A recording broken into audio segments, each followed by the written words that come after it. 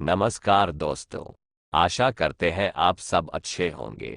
आप सबसे विनती है कि इस चैनल को अपना प्यार दें। तो आज व्यक्ति परिचय में हम स्वामी विवेकानंद के बारे में बात करेंगे। तो चलिए शुरू करते हैं।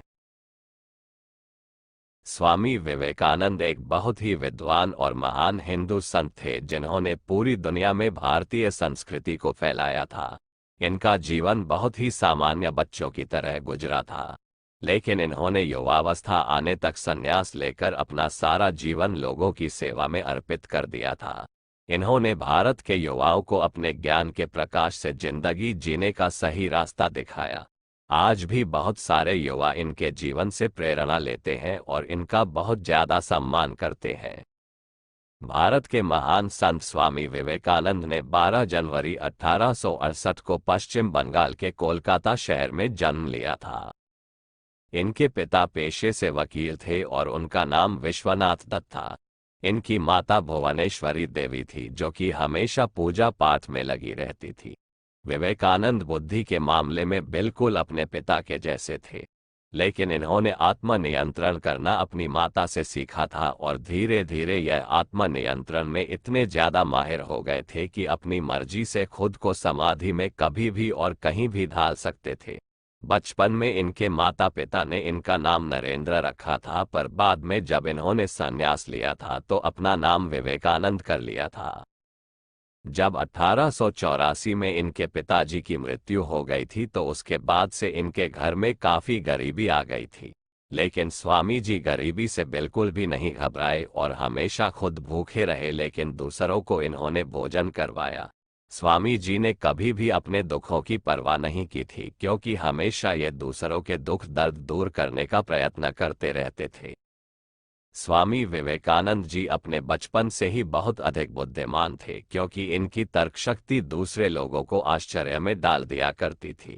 इन्होंने संस्कृत भाषा में काफी ज्ञान हासिल किया था और इन्होंने कोलकाता के प्रेसिडेंसी कॉलेज से दर्शन शास्त्र के विषय में अपनी पढ़ाई पूरी की थी।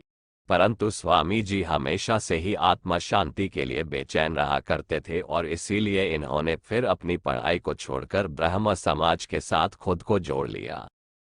स्वामी जी के गुरु श्री रामकृष्ण परमहंस थे जो एक मंदिर के पुजारी हुआ करते थे। इन्हें आध्यात्मिकता का बहुत ज्यादा ज्ञान था, जिसकी वजह से स्वामी विवेकानंद इनसे काफी अधिक प्रभावित हो गए थे।